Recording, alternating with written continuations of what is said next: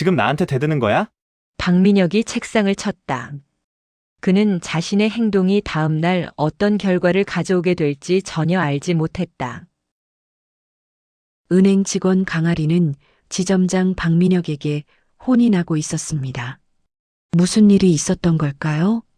사연 시작 전 구독과 좋아요를 눌러주시고 어디서 듣고 계신지 댓글 남겨주시면 그곳으로 행운이 가득하기를 바라겠습니다. 시니어 라디오 시작하겠습니다. 57층 회장실의 통유리창 너머로 서울의 야경이 펼쳐져 있었다. 수많은 불빛들이 어둠 속에서 반짝이며 도시를 수놓았다. 하지만 한태주는 그 화려함에 눈길조차 주지 않았다. 그는 그저 창가에 서서 자신이 일군 이 거대한 제국을 내려다보고 있을 뿐이었다.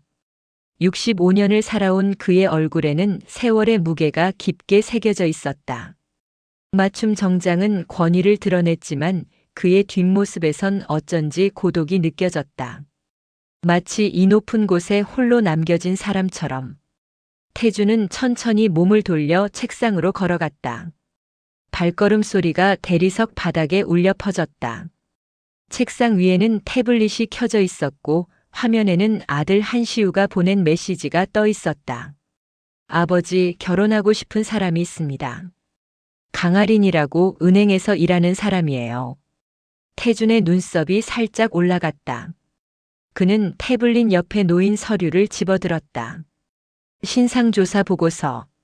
한 장짜리 문서였지만 거기엔 한 사람의 인생이 요약되어 있었다. 강아린 29세. 대한은행 강남지점 대리. 그리고 그 아래 차갑게 적힌 문장들. 가족관계 무연고. 보육원 출신. 부모 부재. 재산은 전세 보증금 1억 2천만 원이 전부. 배경은 해당 사항 없음. 태주는 서류를 책상 위에 던지듯 내려놓았다. 우리 집안에 어울릴 리가 없지.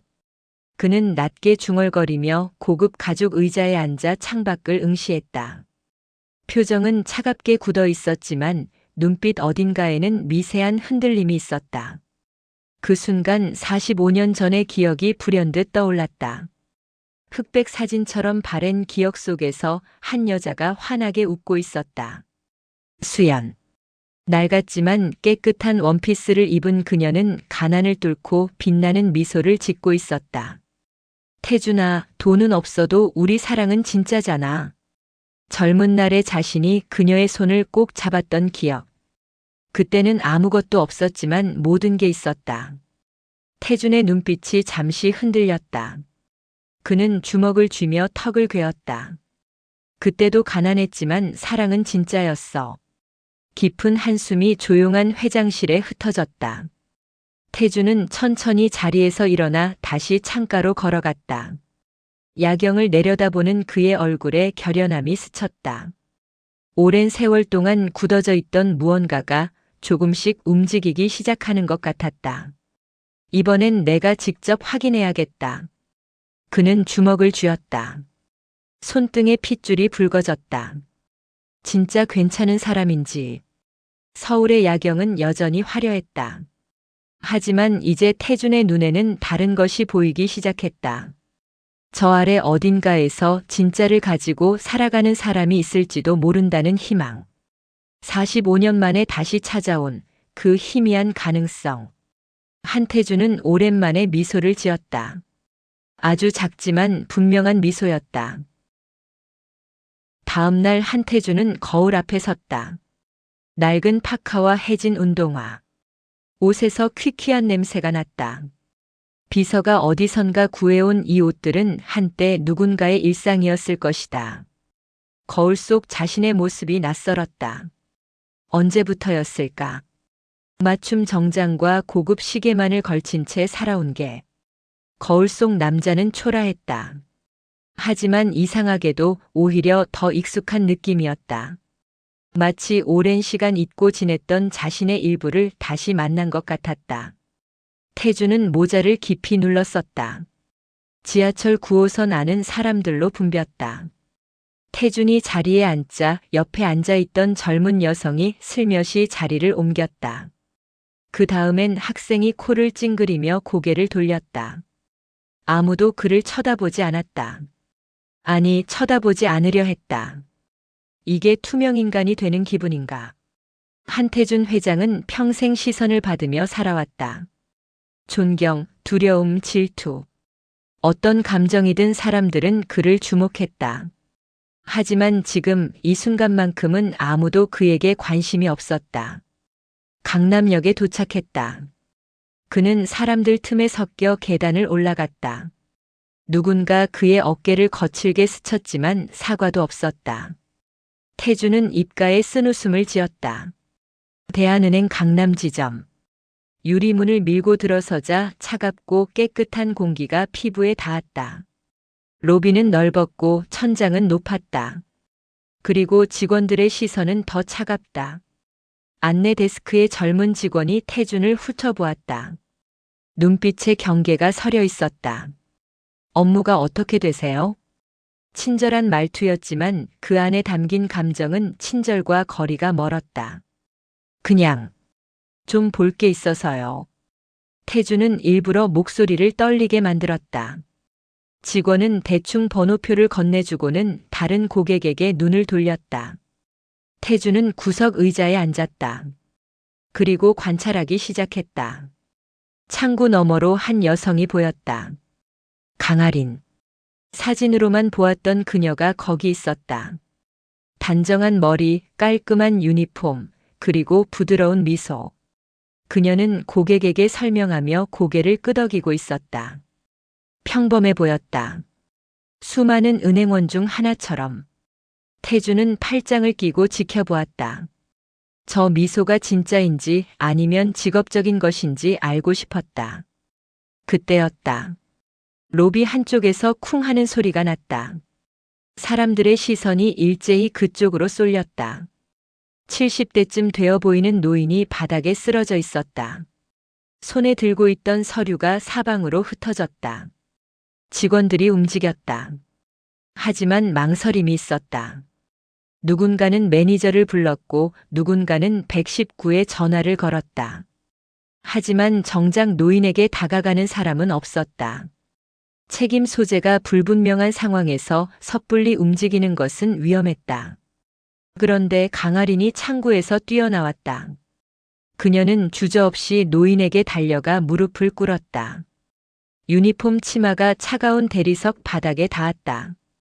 그녀는 노인의 어깨를 가볍게 두드리며 말했다. 어르신 괜찮으세요? 노인이 희미하게 눈을 떴다. 당황스러워하는 표정이었다. 아이고, 미안합니다. 제가 어지러워서. 강아리는 부드럽게 미소 지었다. 괜찮아요. 지금은 체면이 아니라 생명이 중요해요. 그 순간 태준의 가슴이 쿵 내려앉았다. 45년 전 골목길에서 쓰러진 할머니를 일으켜 세우던 수연. 그녀가 했던 말이 귓가에 생생하게 되살아났다. 태준아, 지금은 창피함이 아니라 생명이 중요해. 똑같았다. 말투도 눈빛도 그 망설임 없는 행동도. 강아리는 노인을 조심스럽게 일으켜 의자에 앉히고 흩어진 서류를 모아 정리해 주었다. 119 구급대원이 올 때까지 옆에 앉아 노인의 손을 잡아주었다. 천천히 숨 쉬세요. 괜찮아요. 그녀의 목소리는 따뜻했다. 구급대원들이 노인을 데리고 나간 후 로비는 다시 일상으로 돌아갔다. 강아리는 손을 털고 창구로 돌아갔다. 무릎에 먼지가 묻어 있었지만 신경 쓰지 않았다. 그녀는 다시 미소를 지으며 다음 고객을 맞이했다. 다음 분 어서 오세요. 태주는 구석 의자에서 그 모습을 지켜보았다. 손이 떨렸다. 가슴속 어딘가에서 무언가가 울컥 치밀어 올랐다. 감정인지 기억인지 아니면 후회인지 알 수 없었다. 다만 한 가지는 확실했다. 저 여자는 진짜였다. 태주는 조용히 자리에서 일어나 번호표를 버리고 로비를 나섰다. 햇살이 눈부셨다. 그는 모자를 다시 깊이 눌러쓰고 걸었다. 발걸음이 가벼웠다. 30년 만에 입은 낡은 옷에서 나는 퀴퀴한 냄새도 사람들의 차가운 시선도 이제 신경 쓰이지 않았다. 한 번 더 봐야겠어. 태주는 마음속으로 중얼거렸다. 확실히 하려면 한 번 더. 그는 지하철역으로 향했다. 사람들 사이로 사라지는 그의 뒷모습은 이상하게도 외롭지 않아 보였다. 다음 날 아침 한태주는 다시 그 낡은 파카를 꺼냈다. 어제보다 입기가 쉬웠다. 옷은 여전히 퀴퀴했지만 이제는 거부감이 덜했다. 거울 앞에서 자신을 확인했다. 초라한 노인. 누구에게도 주목받지 못할 사람. 완벽했다. 대한은행 강남 지점 로비. 번호표를 뽑는 기계 앞에 서자 뒤에서 젊은 남자가 짜증 섞인 한숨을 쉬었다. 태준이 버벅거리자 그는 옆으로 돌아가 다른 기계로 향했다. 태준은 표정을 굳히지 않았다. 오히려 더 천천히 번호를 뽑았다. 48번. 강아린의 창구 앞에는 이미 대기 인원이 있었다. 태준은 구석 의자에 앉아 기다렸다. 손목 시계를 보니 오전 10시 20분이었다. 이 시계만은 벗지 못했다. 수연이 마지막으로 선물한 것이었으니까. 그는 시계를 소매로 가렸다. 48번 고객님. 전광판에 번호가 떴다. 강아린의 창구였다. 태주는 천천히 일어나 걸어갔다. 일부러 허리를 구부리고 걸음을 느리게 했다. 창구 앞에 앉자 강아린이 밝게 미소 지었다. 어서 오세요. 무엇을 도와드릴까요? 송금을 하고 싶은데요. 태주는 일부러 목소리를 떨리게 했다. 손도 함께 떨었다. 진짜 떨린 건지 연기인 건지 스스로도 구분이 안 됐다. 강아린의 눈빛이 부드러워졌다. 아, 송금이시군요. 얼마를 보내실 건가요? 10만 원인데. 어떻게 하는지 모르겠어요. 태준이 난처한 표정을 지었다. 강아린은 고개를 끄덕이며 자리에서 일어났다. 괜찮아요. 제가 직접 도와드릴게요. 이쪽으로 오세요. 그녀는 태준을 키오스크로 안내했다. 로비 한쪽에 놓인 기계 앞에 나란히 섰다.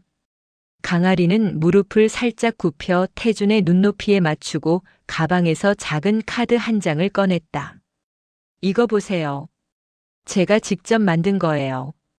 플라스틱 코팅된 카드였다. 안심 카드라는 제목 아래 큰 글씨와 간단한 그림으로 송금 순서가 그려져 있었다. 태준은 그 카드를 물끄러미 바라보았다. 이걸 직접 만드셨어요? 네. 어르신들이 어려워하시길래요. 강아리는 환하게 웃었다. 자랑스럽다는 듯이. 걱정 마세요. 천천히 하나씩 해볼게요.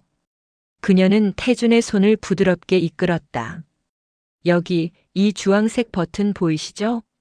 여길 눌러보세요. 태준은 일부러 잘못된 버튼을 눌렀다. 화면에 다른 메뉴가 떴다. 아, 아니에요. 괜찮아요. 강아리는 짜증 한 점 없이 다시 설명했다. 이쪽이에요. 주황색. 천천히 하셔도 돼요. 태준이 올바른 버튼을 누르자 그녀는 박수를 쳤다. 잘하셨어요. 마치 아이를 칭찬하듯. 하지만 그 칭찬에는 진심이 담겨 있었다. 다음 단계로 넘어갔다. 태준은 또 일부러 숫자를 잘못 눌러 계좌번호에 엉뚱한 숫자가 입력됐다. 아이고, 잘못 눌렀네. 괜찮아요. 지우고 다시 하면 돼요. 강아리는 천천히 취소 버튼을 알려줬다.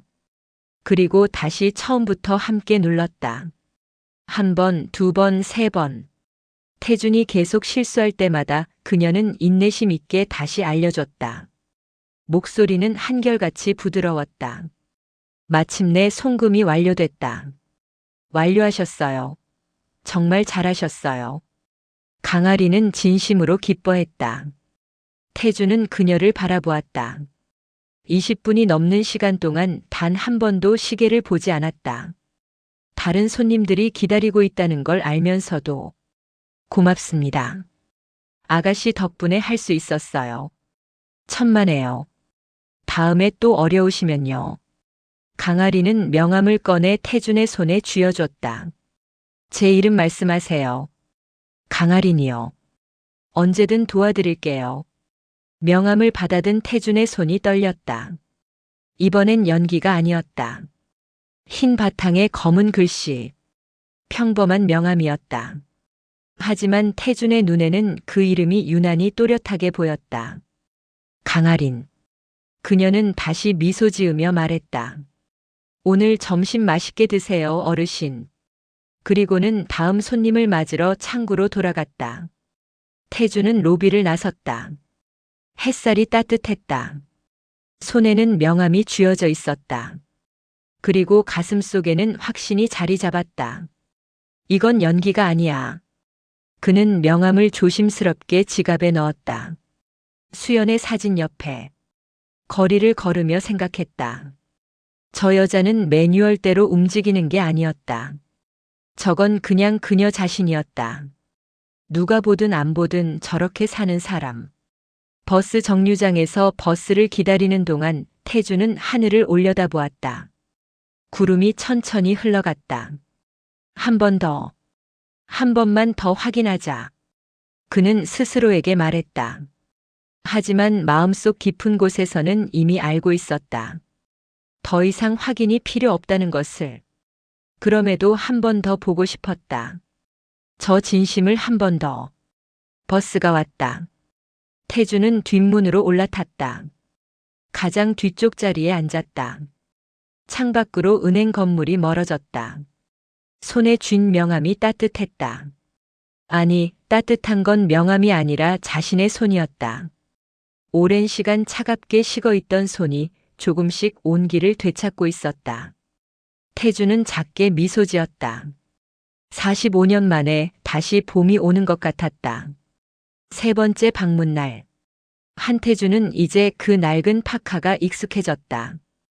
거울 앞에서 모자를 쓰며 자신이 왜 이렇게까지 하는지 스스로에게 물었다. 마지막이야. 오늘이 마지막 확인이다. 하지만 마음 한구석에서는 알고 있었다. 이미 결론은 났다고. 그저 그녀를 한 번 더 보고 싶을 뿐이라고. 대한은행 강남 지점 앞에 도착했을 때 분위기가 달랐다. 유리문 너머로 보이는 직원들의 표정이 경직되어 있었다. 평소보다 움직임이 빠르고 목소리가 낮았다. 무언가 긴장된 일이 있는 게 분명했다. 태주는 문을 밀고 들어갔다. VIP 고객님 오시기 전에 다시 한번 점검. 목청 높은 남자 목소리가 로비를 채웠다. 박민혁 지점장이었다. 40대 중반 반질거리는 머리에 값비싼 양복을 입은 남자. 그는 직원들 사이를 오가며 지시를 쏟아냈다. 상담실 온도 22도 맞춰. 생수는 프리미엄으로 준비하고. 실수하면 가만 안 둬, 알았지? 네, 지점장님. 직원들이 일제히 대답했다. 목소리에 긴장이 역력했다. 태준은 구석 의자에 앉아 그 광경을 지켜보았다. 오늘은 300억 고객이 온다. 박민혁이 직원들을 모아놓고 말했다. 우리 지점 실적이 이분한테 달렸어. 제대로 모시면 보너스, 삐끗하면 다 같이 감봉이야. 알았지? 네. 직원들의 얼굴에 부담이 가득했다. 태주는 입가에 쓴웃음을 지었다. 300억. 자신이 이 은행에 예치한 돈이 7,500억인데 저들은 그 사실을 꿈에도 모를 것이다. 그때 강아린이 보였다. 그녀는 창구에 앉아 노인 손님과 상담 중이었다. 주변의 소란에도 불구하고 그녀는 오롯이 눈앞의 손님에게만 집중하고 있었다. 어르신, 이 상품이 이자율이 조금 더 높아요. 이쪽이 더 유리하실 것 같은데요. 노인이 고개를 끄덕였다. 그래? 그럼 이걸로 할까? 네, 좋은 선택이세요. 강아린의 미소는 진심이었다. 바로 그때였다. 강아린 대리. 박민혁의 날카로운 목소리가 로비를 갈랐다. 강아린이 고개를 들었다. 지점장이 그녀를 향해 손짓했다. 당장 VIP 룸으로 와. 고객 오시기 5분 전이야. 강아리는 조용히 대답했다. 지금 상담 중인 고객님이 먼저입니다. 순간 로비가 조용해졌다. 직원들의 시선이 일제히 강아린에게 쏠렸다. 박민혁의 얼굴이 붉어졌다. 뭐? 그는 큰 걸음으로 강아린의 창구로 다가갔다. 지금 내 말이 안 들려? VIP 고객이 온다니까. 강아리는 자리에서 일어나지 않았다. 그녀는 침착하게 하지만 단호하게 말했다. 죄송하지만 지점장님. 지금 이 어르신도 저희 고객님이십니다. 노인은 눈치를 보며 일어서려 했다. 아이고, 내가 나중에 올게. 강아린이 노인의 손을 가볍게 잡았다. 아니에요. 앉아 계세요. 조금만 더 하면 끝나요. 그녀는 다시 박민혁을 바라보았다. 돈이 많든 적든 모든 고객님이 소중합니다. 태준의 가슴이 뜨거워졌다. 저 말, 저 원칙, 저 흔들리지 않는 눈빛. 45년 전 수연이 재벌 2세에게 했던 말이 떠올랐다. 죄송하지만 줄을 서신 분들이 먼저예요. 돈이 많다고 새치기는 안 돼요. 그때 그 찻집 주인은 수연을 해고했었다. 하지만 수연은 후회하지 않았다. 태준아, 원칙을 지키는 게 가난보다 무서운 건 아니잖아. 박민혁의 얼굴이 일그러졌다. 강아린 대리, 지금 정말. 지점장님. 강아린의 목소리는 여전히 차분했다. VIP 고객님도 중요하지만 이 어르신과의 약속도 중요합니다. 5분이면 끝납니다. 5분이 어디 있어? 지금 당장. 제가 책임지겠습니다. 강아리는 고개를 숙였다. 사과가 아니라 예의였다. 끝나는 대로 바로 가겠습니다. 박민혁은 주먹을 쥐었다가 펴길 반복했다. 로비에 있는 모든 사람이 지켜보고 있었다. 여기서 더 소리를 지르면 오히려 자신이 이상해 보일 것이다. 좋아. 5분. 딱 5분이야. 그는 돌아서며 도끼를 품은 눈빛으로 강아린을 쏘아봤다. 나중에 보자. 강아린은 다시 노인에게 미소 지었다. 어르신 계속할까요? 여기 서명만 하시면 돼요. 노인은 미안한 표정이었다. 내가 괜히 아가씨 곤란하게 만드는 거 아닌가? 아니에요. 전혀요. 강아리는 진심으로 웃었다. 어르신이 더 중요하세요. 노인의 눈가에 눈물이 맺혔다. 그는 떨리는 손으로 서명을 했다. 고맙네. 정말 고마워. 천만에요. 좋은 하루 보내세요. 강아리는 서류를 정리하고 자리에서 일어났다. 그리고 VIP 룸으로 향했다. 태주는 그 모든 과정을 지켜보았다. 가슴속에서 무언가가 터질 것 같았다.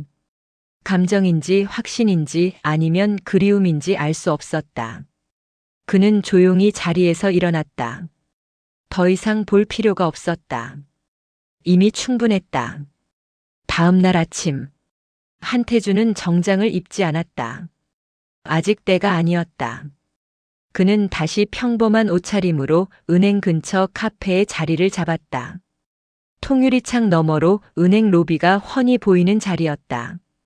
커피를 주문하고 앉아 은행을 지켜보았다. 오늘은 관찰이 아니었다. 기다림이었다. 무언가 일어날 것 같은 예감이 들었다. 어제 박민혁의 그 눈빛. 저런 사람은 가만히 있지 않는다. 오전 9시 30분. 은행 로비가 갑자기 소란스러워졌다. 태주는 커피잔을 내려놓고 몸을 앞으로 기울였다. 박민혁이 서류 뭉치를 들고 직원들을 소집하고 있었다.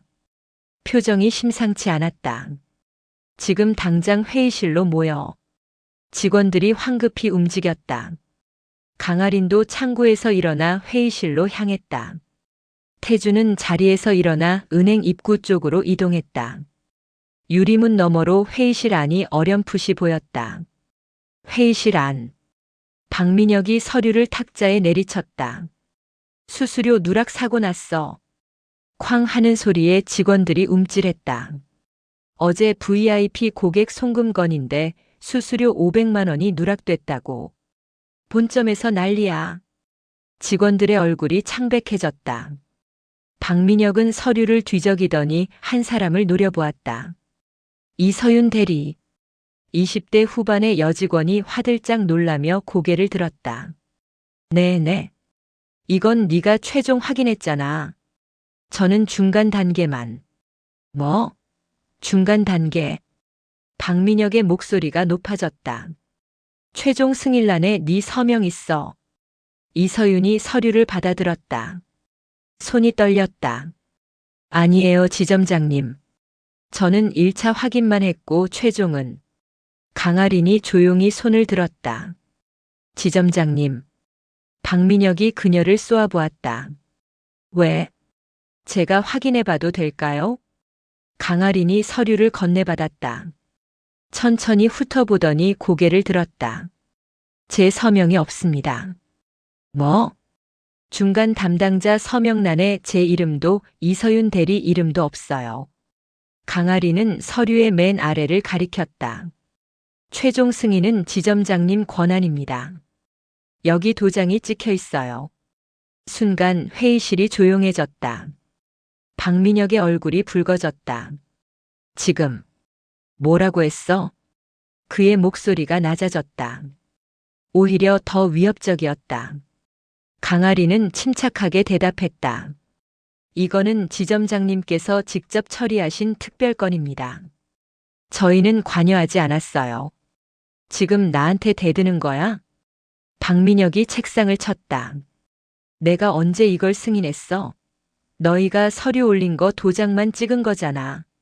서류 기한은 저희가 하지 않았습니다. 강아린의 목소리는 여전히 차분했다. 로그를 확인하시면 알 수 있어요. 박민혁의 눈이 가늘어졌다. 로그? 로그가 뭐가 중요해? 지금 500만 원 날아갔다고. 그는 강아린을 노려보았다. 내가 평소에 딴짓하니까 이런 사고가 나는 거야. 어제도 VIP 고객이 있는데도 늦게 오고. 이서윤이 떨리는 목소리로 말했다. 지점장님, 정말 저희는. 닥쳐. 박민혁이 소리쳤다. 당장 박 회장님께 사과 전화해. 지금 당장. 강아린이 일어섰다. 제가 하겠습니다. 네가? 네. 강아린은 휴대폰을 집어들었다. 태주는 유리창 너머로 그 장면을 지켜보았다. 강아린이 전화를 거는 모습이 보였다. 그녀의 손이 떨리고 있었다. 여보세요, 박 회장님. 대한은행 강남지점 강아린입니다. 그녀의 목소리는 떨렸지만 또박또박했다. 어제 송금건에서 수수료 누락이 발생했습니다. 정말 죄송합니다. 상대방이 뭔가 말하는 모양이었다. 강아린은 고개를 숙였다. 네. 네, 죄송합니다. 은행 이름으로 깊이 사과드립니다. 전화를 끄는 강아린의 얼굴은 창백했다. 그녀는 천천히 고개를 숙였다. 박민혁이 팔짱을 꼈다. 됐어? 네. 사과드렸습니다. 그래. 이번 일은 너희 둘 책임이야. 알았지? 하지만 지점장님. 닥치라고. 박민혁은 회의실을 나가면서 내뱉었다. 다음 주 인사평가 각오해. 문이 쾅 닫혔다.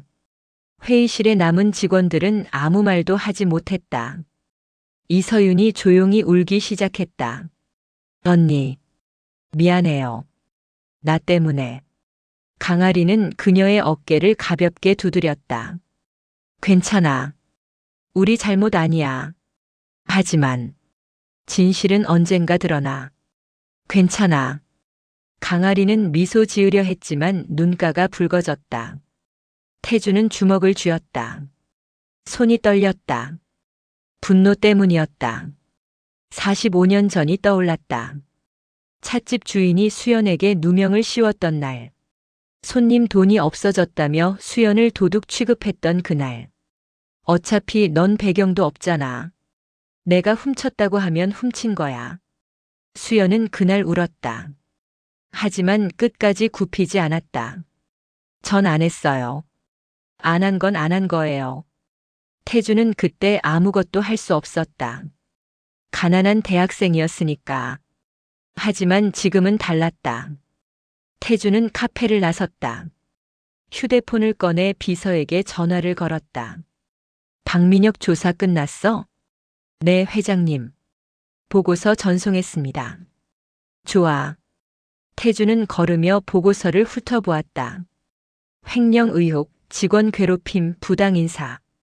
깨끗하지 않은 이력이 즐비했다. 내일 아침 9시. 검은 벤츠로 은행 앞에 대기해. 내가 직접 간다. 네, 회장님. 정장은 가장 좋은 걸로 준비하고 7,500억 예치건. 확인차 방문한다고 해. 알겠습니다, 회장님. 전화를 끄는 태주는 은행을 바라보았다.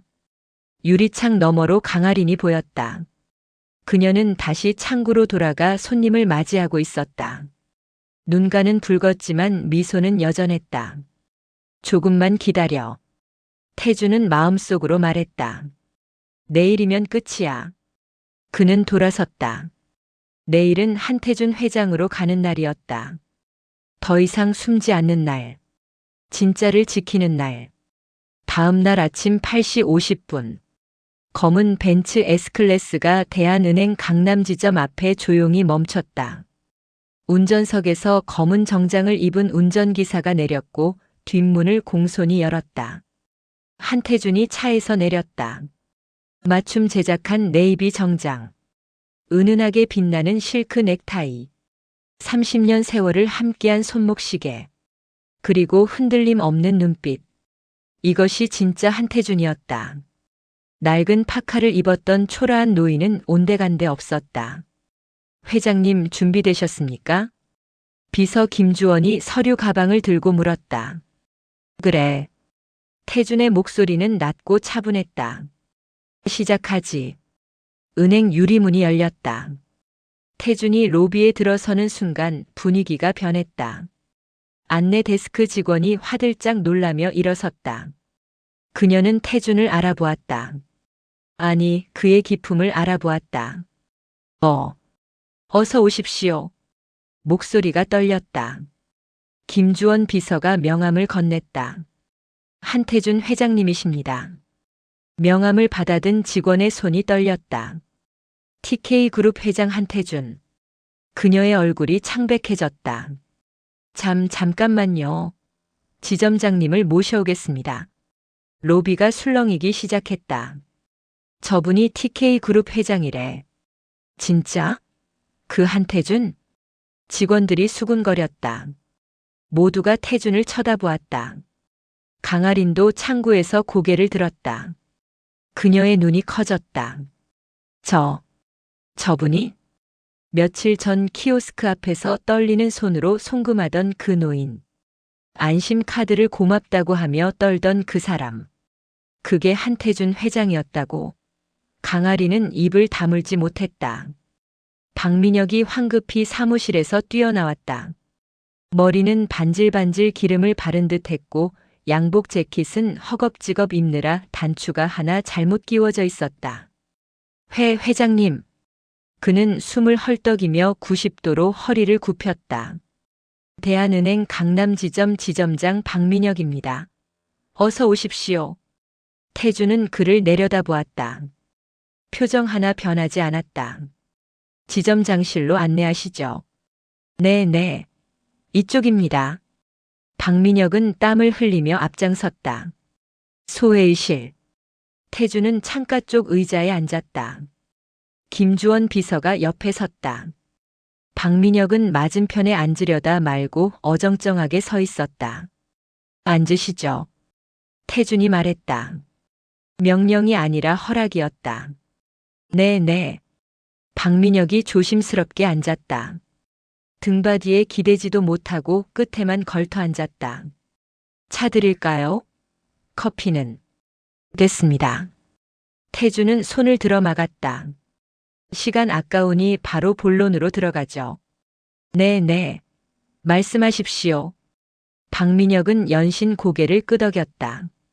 태주는 서류를 펼쳤다. 어제 수수료 누락건. 박민혁의 얼굴이 굳었다. 아, 그건 당신 실수죠? 태준의 눈빛이 날카로워졌다. 박민혁은 땀을 닦았다. 그건 담당 직원이. 로그를 보면 다 나옵니다. 태준이 말을 잘랐다. 최종 승인권자는 당신이었어요. 중간 담당자 서명도 없이 직접 처리한 건이고, 그건 강아린 대리에게 떠넘겼죠. 순간 박민혁의 얼굴에서 혈색이 사라졌다. 회장님, 그게 아니라. 거짓말하지 마십시오. 태준의 목소리가 차갑게 가라앉았다. 박민혁이 벌떡 일어섰다. 회장님, 오해이십니다. 오해? 태준은 여전히 앉아 있었다. 그가 더 위압적이었다. 며칠 전부터 당신 은행을 관찰했습니다. 직원들 대하는 태도, 업무 처리 방식, 그리고 어제 회의실에서 한 일까지. 태준은 서류를 한 장 더 꺼냈다. 횡령 의혹 3건, 직원 괴롭힘 신고 7건, 부당 인사 2건. 박민혁의 입술이 파르르 떨렸다. 이런 사람한테 우리 그룹 돈 7,500억을 맡길 수는 없죠. 7,500억? 박민혁이 되물었다. 목소리가 갈라졌다.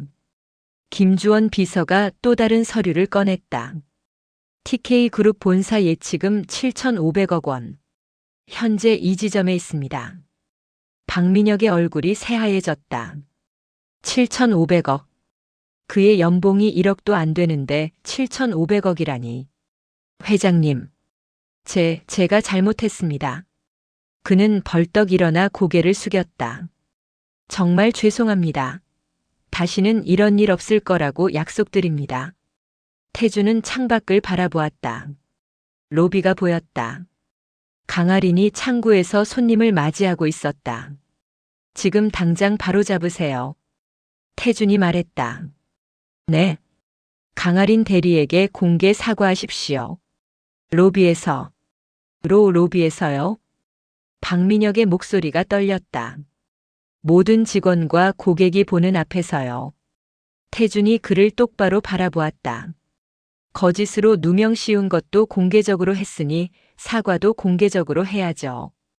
박민혁은 입술을 깨물었다. 하지만 선택권은 없었다.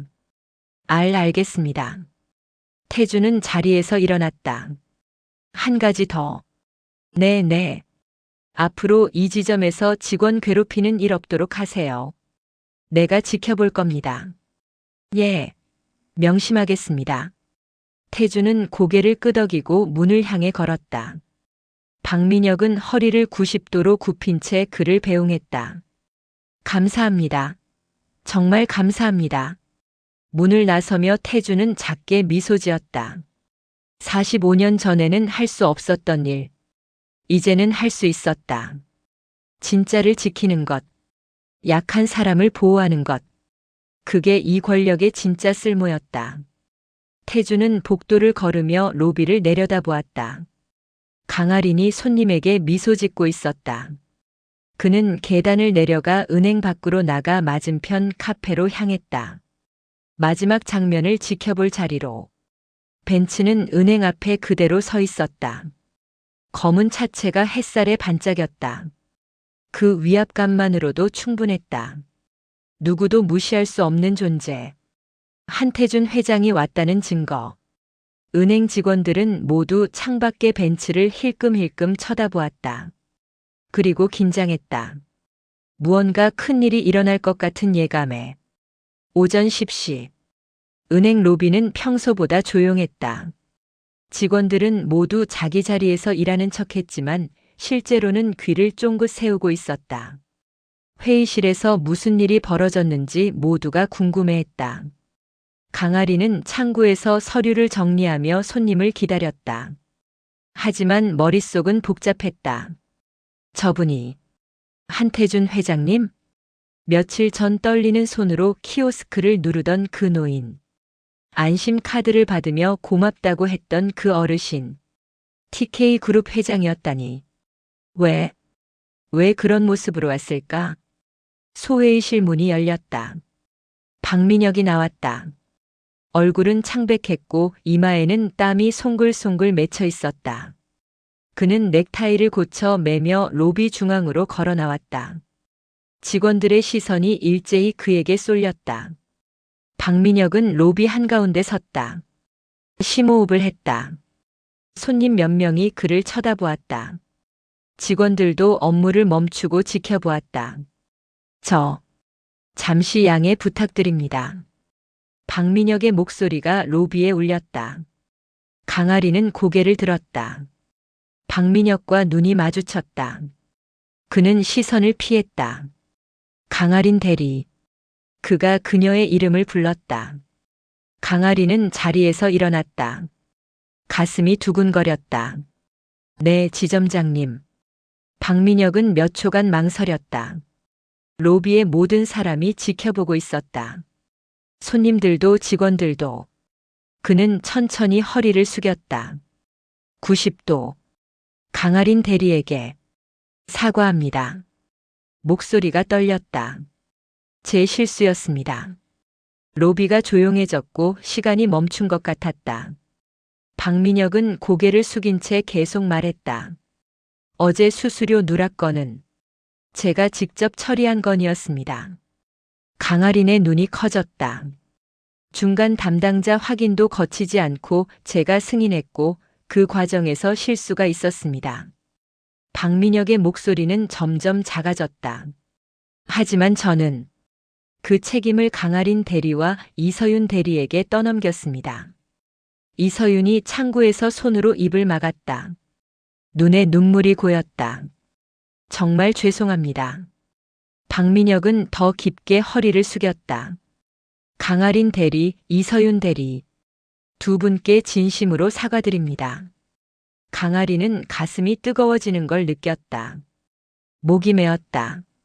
박민혁은 고개를 들었다. 얼굴이 붉어져 있었다. 그리고 그는 다시 고개를 숙였다. 책임을 떠넘기고 협박한 것도 제 잘못입니다. 박민혁의 목소리가 갈라졌다. 앞으로는 이런 일이 없도록 하겠습니다. 정말 죄송합니다. 몇 초간 침묵이 흘렀다.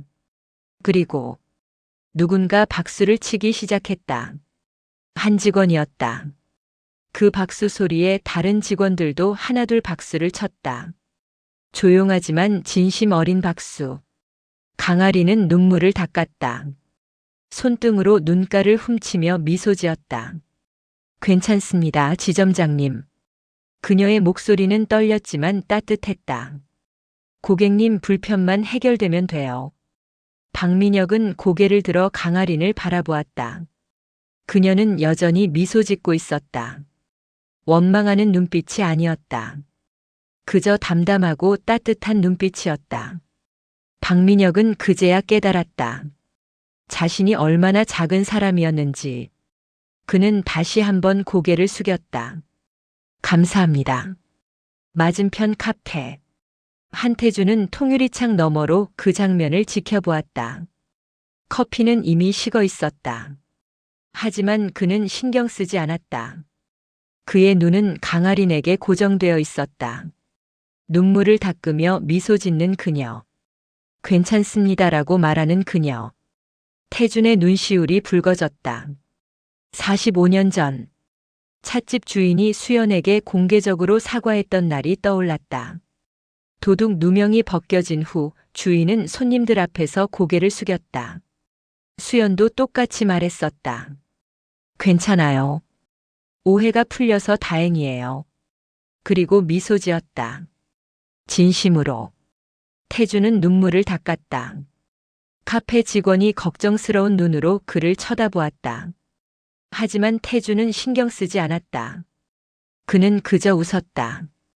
오랜만에 진심으로. 수연아. 그는 마음속으로 속삭였다. 내가 말했던 그 사람. 여기 있어. 은행 로비. 박민혁은 자리로 돌아갔다. 직원들은 다시 업무를 시작했다. 하지만 분위기는 달랐다. 뭔가 무거운 것이 거친 기분이었다. 강아리는 창구에 앉아 다음 손님을 맞이했다. 어서 오세요. 무엇을 도와드릴까요? 미소는 여전했다. 하지만 이번 미소는 조금 더 밝았다. 이서윤이 강아린에게 다가왔다. 언니, 고마워. 그녀는 조용히 말했다. 언니가 없었으면 나 혼자 다 뒤집어 썼을 거야. 강아리는 그녀의 손을 잡았다. 우리 잘못 아니었잖아. 당연한 거지 뭐. 그래도 괜찮아. 진실은 언제가 드러나게 되어 있어. 강아리는 밝게 웃었다. 우리 점심 뭐 먹을까? 오늘 내가 쏠게. 이서윤도 눈물을 닦으며 웃었다. 김밥 먹고 싶어. 좋아. 김밥 먹자. 태주는 카페에서 일어나 계산을 하고 밖으로 나왔다. 햇살이 따뜻했다. 벤치로 걸어가는 그의 발걸음이 가벼웠다. 회장님 회사로 가시겠습니까? 아니. 태주는 차에 타며 말했다. 집으로. 네, 알겠습니다. 차 안에서 태주는 창밖을 바라보았다. 서울거리가 펼쳐졌다. 사람들이 바삐 걸어 다녔다. 모두 각자의 삶을 살고 있었다. 누군가는 힘들게, 누군가는 기쁘게. 하지만 모두 살아 있었다. 태주는 미소 지었다. 이제 시작이야. 그는 생각했다. 진짜 가족을 만드는 일. 태주는 집에 도착하자마자 서재로 갔다. 책장 뒤에 숨겨둔 작은 상자를 꺼냈다. 수연의 물건들. 낡은 사진, 손편지, 그리고 마지막 선물이었던 손목시계. 그는 사진을 꺼내 들었다. 흑백 사진 속 수연이 환하게 웃고 있었다. 수연아. 태주는 사진에 대고 말했다. 내가 찾아준 거야. 그 아이를. 그는 사진을 가슴에 안았다. 고마워. 정말 고마워. 두 번째는 손편지였다. 누렇게 바랜 편지지. 수연의 둥근 글씨가 빼곡히 적혀 있었다. 태준아, 오늘 찻집에서 손님한테 혼났어. 커피를 엎질렀거든. 사장님이 내 월급에서 깎는데. 그래도 괜찮아. 너만 있으면 돼. 우리 나중에 돈 많이 벌면 큰 집에서 살자. 정원이 있는 집. 거기서 꽃 키우면서. 사랑해, 태준아. 편지 끝에는 작은 하트가 그려져 있었다. 태준의 눈에서 눈물이 떨어졌다. 종이에 떨어진 눈물이 번졌다. 세 번째는 손목시계였다. 태준이 지금도 차고 있는 바로 그 시계. 수연이 3개월 월급을 모아 사준 시계. 태준아, 이 시계 차고 성공해. 그리고 날 데리러 와. 하지만 태준은 그녀를 데리러 가지 못했다. 사업이 바빴고 약속을 미뤘고 그 사이 수연은 세상을 떠났다. 교통사고였다. 태준이 늦게 보낸 차를 타려고 급하게 길을 건너다가 미안해. 수연아. 태준은 시계를 꼭 쥐었다. 정말 미안해. 서재가 조용했고 시계 초침 소리만 또각또각 울렸다. 45년 동안 멈추지 않고 돌아간 시계. 수연과의 약속을 새긴 시계. 태주는 그 시계를 가슴에 안았다. 한참을 그렇게 있다가 그는 상자에서 마지막 물건을 꺼냈다. 작은 공책. 수연의 일기장이었다. 태주는 한 번도 읽어본 적이 없었다. 용기가 없었다. 하지만 오늘은 달랐다. 그는 천천히 펼쳤다. 1980년 3월 15일. 태준이가 오늘 프러포즈했다. 반지도 없이 그냥 말로만. 수연아, 나랑 결혼할래? 나는 웃으면서 반지는? 했더니 태준이가 당황하며 풀잎으로 반지를 만들어줬다. 바보 같지만 그게 더 좋았어. 태준은 웃었다. 눈물을 흘리면서. 1980년 7월 3일. 태준이가 사업 시작한대. 친구랑 같이. 나는 걱정되지만 응원한다고 했어. 태준아, 힘내. 넌 할 수 있어. 1980년 10월 11일. 요즘 태준이 얼굴을 못 봤다. 바쁘다는 건 알지만 그래도 보고 싶어. 오늘 시계 샀다. 3개월치 월급. 생일 선물로 줄 거야. 깜짝 놀라겠지? 1980년 11월 2일. 태준이가 성공하고 있대. 기쁘다. 나도 더 열심히 일해야지. 우리 빨리 결혼하고 싶어. 태준의 손이 떨렸다. 다음 장을 넘기는 게 두려웠다. 1980년 11월 25일 마지막 일기. 태준이한테 전화 왔다. 차 보내준대. 드디어 보는구나. 오늘 예쁘게 입고 나가야지. 태준아 사랑해. 곧 만나. 그게 마지막이었다. 그날 저녁 수연은 차를 타러 가다가 사고를 당했다. 태준이 늦게 보낸 차 때문에 서두르다가 태준은 일기장을 덮었다. 더 이상 읽을 수 없었다. 그는 얼굴을 손으로 가렸다. 미안해. 미안해. 어깨가 떨렸다. 45년 동안 참아왔던 눈물이 쏟아졌다. 서재에 흐느끼는 소리만 울렸다. 한참을 울고 나서 태준은 고개를 들었다. 눈은 붉었지만 표정은 평온했다. 그는 수연의 사진을 다시 꺼냈다. 수연아. 그는 사진에 대고 말했다. 내가 말했던 그 사람이 나타났어. 사진 속 수연이 웃고 있었다. 너처럼 진짜인 사람. 돈보다 사람이 먼저인 사람. 태준은 미소 지었다. 강아린이라고 해. 우리 시우가 사랑하는 사람이야. 그는 사진을 가슴에 안았다. 수연아, 내가 찾아준 거지.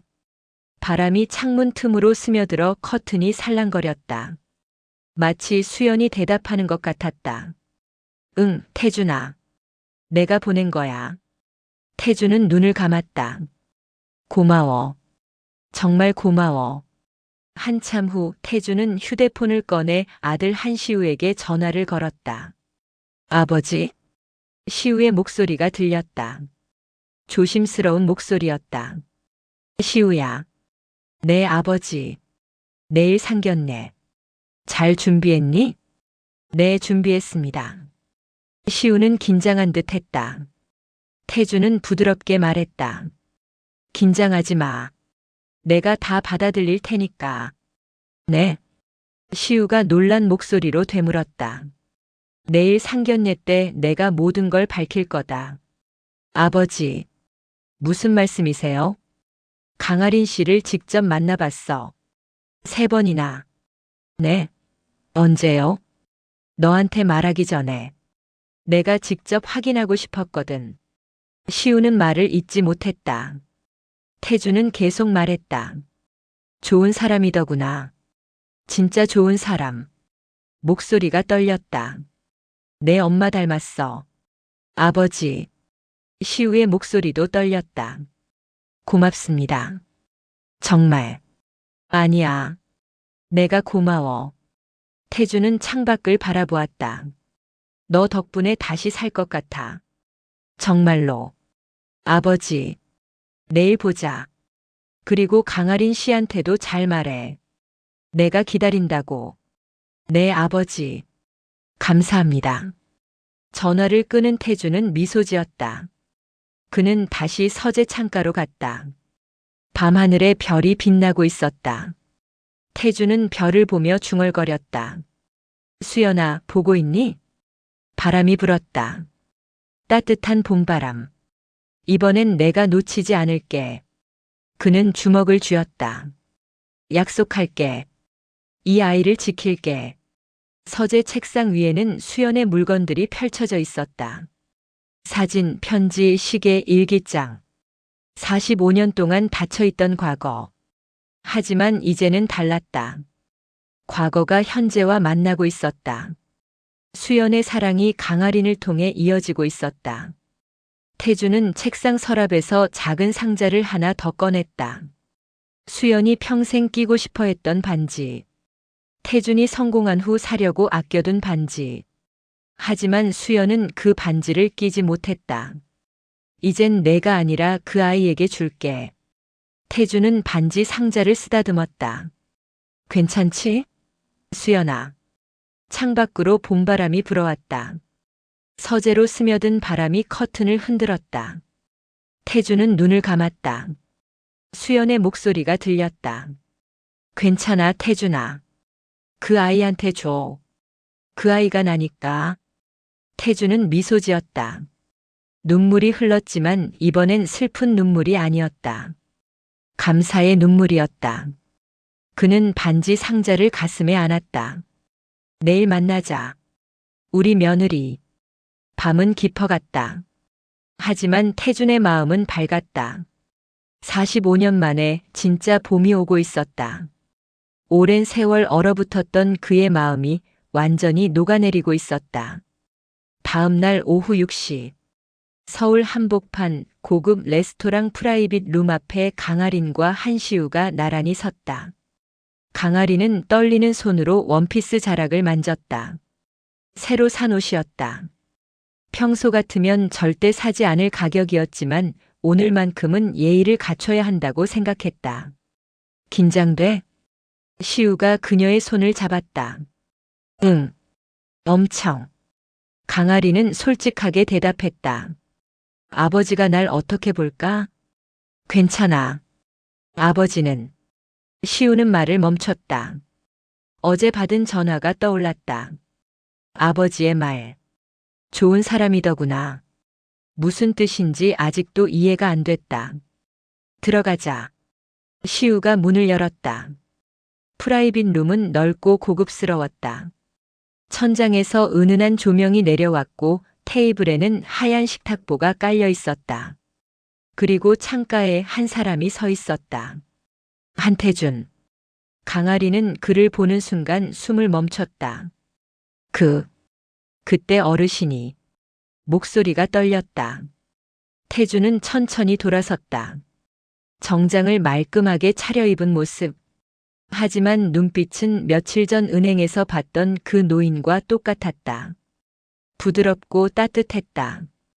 어서 와요, 하린 씨. 태준이 먼저 말했다. 강아리는 얼어붙은 듯 서 있었다. 회장님. 그때. 미안해요. 이렇게 속여서. 태준은 부드럽게 미소 지었다. 소개가 늦었네요. TK그룹 회장 한태준입니다. 시우 아버지고요. 그는 정중하게 고개를 숙였다. 강아리는 황급히 인사했다. 안녕하세요. 강아린입니다. 목소리가 너무 컸다. 본인도 깜짝 놀랐다. 시우가 옆에서 웃었다. 하린아, 긴장 풀어. 괜찮아. 어떻게 긴장을 안 해? 강아리는 속삭였다. 태준이 웃었다. 앉으세요, 하린 씨. 세 사람이 테이블에 앉았다. 강아리는 등을 곧게 펴고 앉았다. 손은 무릎 위에 가지런히 모았다. 태준은 그 모습을 지켜보며 미소 지었다. 편하게 하세요. 여긴 가족끼리 모인 자리니까. 가족이라뇨. 강아린이 당황했다. 아직 결혼도 안 했는데요. 곧 가족이 될 사람이잖아요. 태준은 조용히 말했다. 제가 허락하면요. 순간 공기가 무거워졌다. 강아리는 침을 삼켰다. 역시 반대하시는구나. 그녀는 마음의 준비를 했다. 시우도 긴장한 표정이었다. 하지만 태준은 미소를 잃지 않았다. 하린 씨. 네, 회장님. 며칠 전 은행에서 정말 고마웠어요. 네. 강아린이 고개를 갸웃했다. 태준은 주머니에서 작은 카드를 꺼냈다. 안심 카드. 강아린이 직접 만든 그 카드였다. 이거 기억하죠? 태준이 카드를 테이블 위에 올려놓았다. 강아린의 눈이 커졌다. 3번 갔어요. 당신을 보러. 태준은 차분하게 말했다. 첫 번째는 노인분 쓰러졌을 때. 당신이 제일 먼저 달려갔죠. 강아리는 입을 다물지 못했다. 두 번째는 이 카드로 송금하는 법 배울 때. 제가 일부러 실수했는데 짜증 하나 없이 5번을 가르쳐 줬어요. 회장님.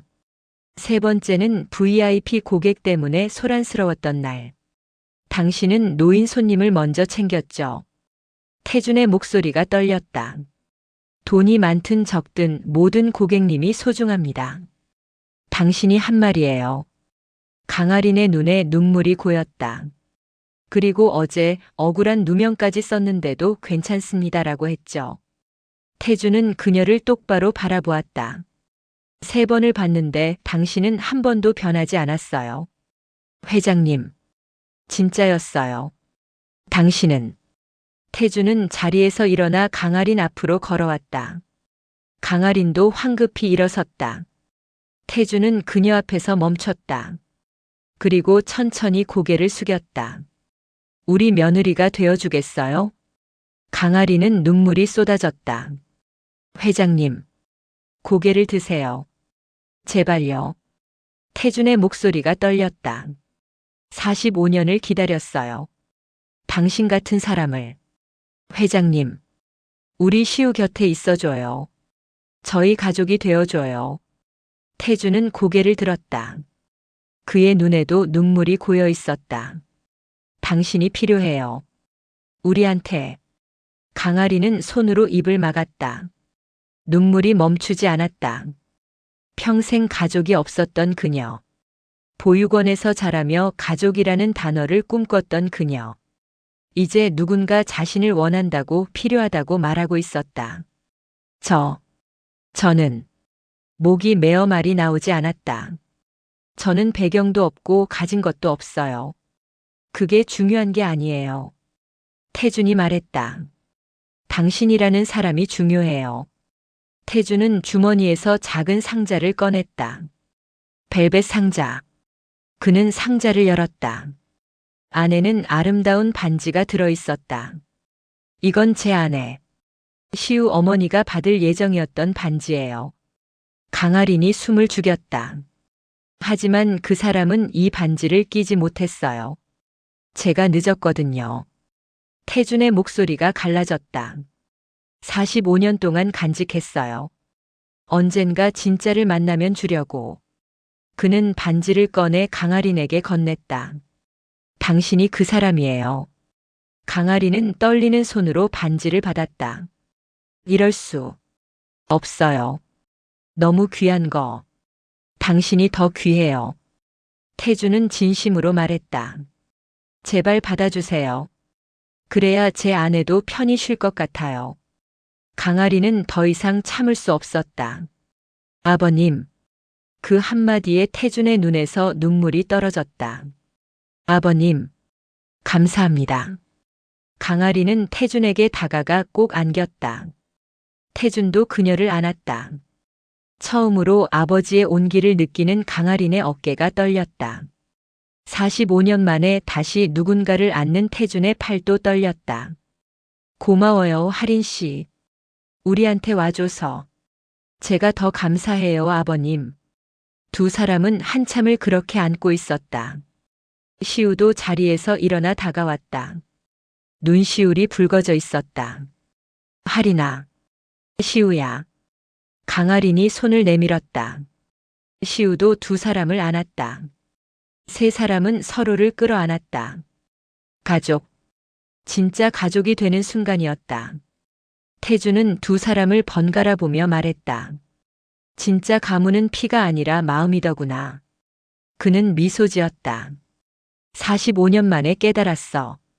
강아린이 고개를 들었다. 아버님, 저 열심히 할게요.